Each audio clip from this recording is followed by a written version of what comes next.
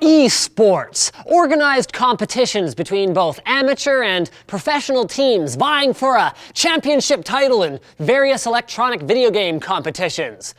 AKA a bunch of nerds holed up somewhere in a dank basement crowning a king of their LAN or whatever.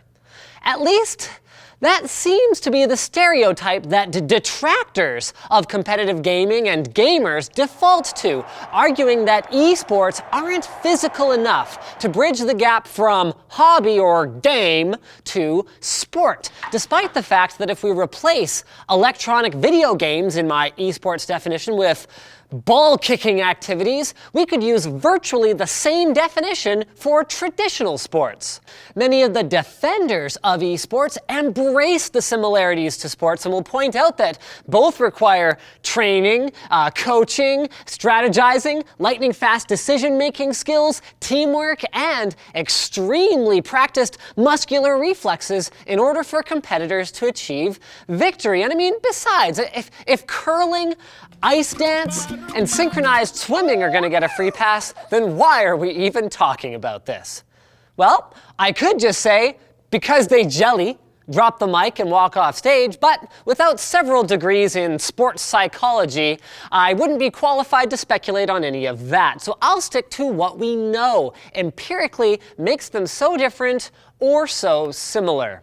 One difference is the type of physical activity involved. There aren't many esports where a higher, jumping height gives you a clear advantage. But while I personally favor sports for myself and as a parent for the many health benefits of regular physical exertion, we can't really say Fruit Loops aren't cereal because they're not healthy or something, but Raisin Bran is, when they really are more similar than they are different. For starters, in the early days of sports broadcasting, ESPN's founders had difficulty convincing established cable companies and the press that their all-sports network would succeed.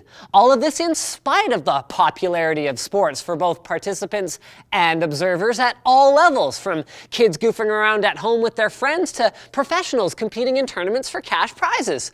Sound familiar? So the main difference here is that while it took 100 years for the NHL to go from having one of their entire teams, the appropriately named 228th Battalion, literally called away to fight in World War I, to now their teams and athletes making millions and enjoying rock star status, esports has completed this progression in a mere 20 or so years, with TV deals either in place or coming around the world, massive live exhibitions, and revenues estimated at $250 to $600+ million for this year, with MOBAs hoarding the lion's share of that, first-person shooters taking silver, and 2D fighting games in third. But if we're going to talk then about similarities to sports, we have to acknowledge the good and the bad, because esports is not immune to the apparent requirement that wherever money is involved, there will be corruption, with a recent ESL, that's Electronic Sporting League, scandal that had a prominent athlete basically saying, yeah, I was doping, who cares, everyone does it, a plethora of online gambling and match-fixing scandals, and a recent crackdown on high-level players using software hacks to cheat, such as aimbots that simply identify other players in the game and pretty much shoot them for you. Right. The last one is particularly interesting for our sports versus esports comparison, because digital cheating methods have often been used by naysayers as an example of why competitive gaming shouldn't be considered a sport. But does it matter how someone cheats, really? I mean, if using a digital camcorder or bicycle pump or whatever to get a leg up on your competition made whatever you were doing not a sport, then it would be pretty hard to call football a sport, the New England Patriots a team, or Tom Brady an athlete. But you know what should be a sport? Shaving.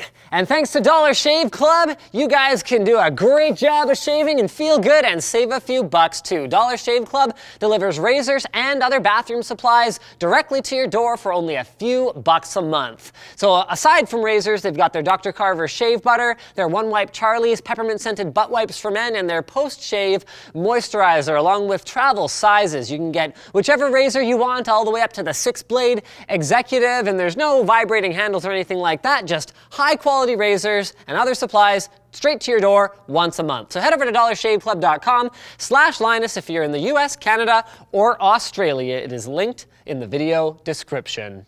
So thanks for watching, guys. If you liked the video, do that thing. If you disliked it, do the other thing. Check out our other channels. We've got a great video over on Channel Super Fun that involves throwing darts at pizza and then having to eat whatever gross thing is smeared all over the pizza. It's pretty good. You should check it out here. Also, I guess that's pretty much it. Get subscribed and followed and all that good stuff. See you next time.